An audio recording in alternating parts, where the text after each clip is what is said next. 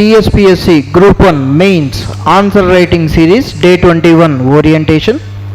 Okay, subject Geography. See the question. This question belongs to Indian Physiography. Indian Physiography. See the question.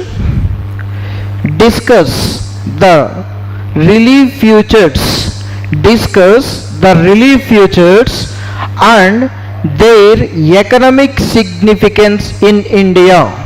Okay, see the question.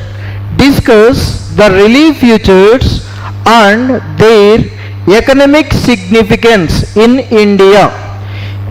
ఈ క్వశ్చన్కి ఎలా చదవాలి అంటే, ఈ question answer రాయడానికి ఏమేమి చదవాలి అంటే, see the things here. You have to know about physiographic features. You have to know about physiographic features.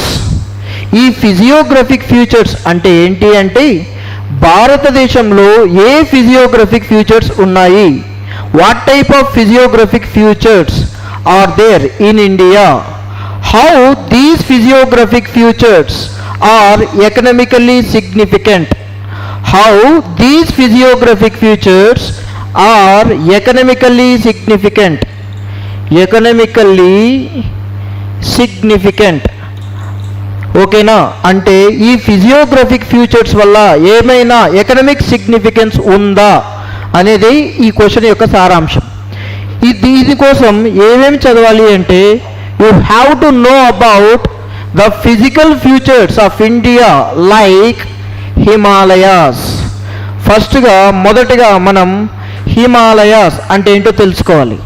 See here, to the northern side of India, to the northern side of India we will find physiographic features like Himalayas. భారతదేశానికి ఉత్తరాన హిమాలయాస్ ఉన్నాయట. ఈ హిమాలయాస్ గురించి ఎలా చదవాలి, ఏమి చదవాలి అంటే, how Himalayas got formed, Himalayas ఎలా ఫామ్ అయ్యాయి, దాంతోపాటు what type of resources are there, ఎటువంటి రీసోర్సెస్ ఇక్కడ ఉన్నాయి.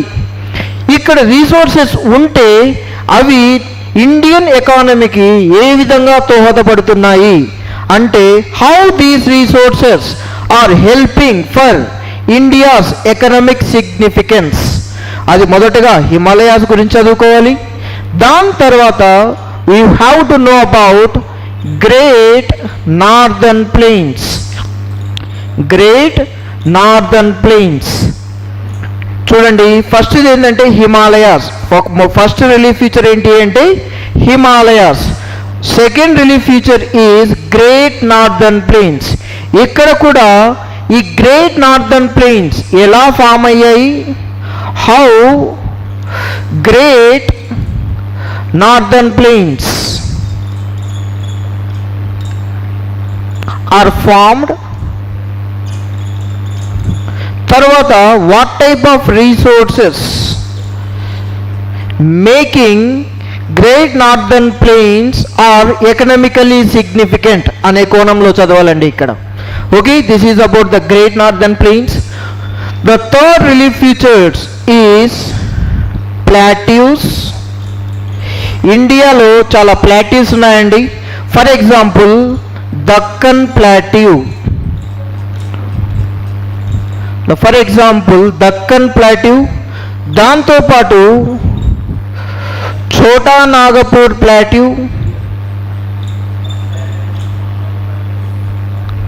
ఓకే, ఇలా చాలా ప్లాట్యూస్ ఉన్నాయండి. ఈ ప్లాట్యూస్ గురించి చదవాలి.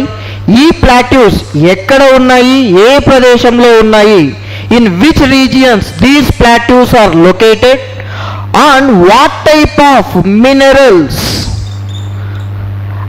Are there in these plateaus. అంటే ప్లాట్యూస్ ఎలా ఫామ్ అవుతున్నాయి, దాంతోపాటు what are the names of the plateaus.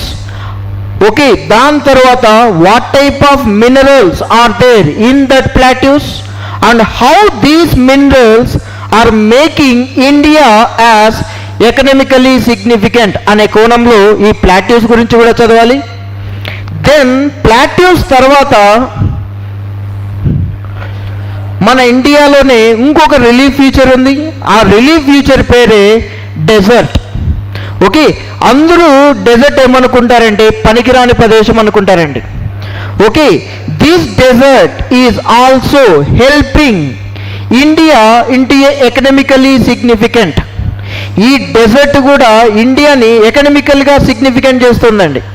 Okay, అందరూ డెజర్ట్ ఏమనుకుంటారంటే పనికిరాని ప్రదేశం అని అనుకుంటారు. కానీ ఈ డెజర్ట్ వల్ల కూడా కొంచెం ఎకనామిక్ సిగ్నిఫికెన్స్ ఉంది.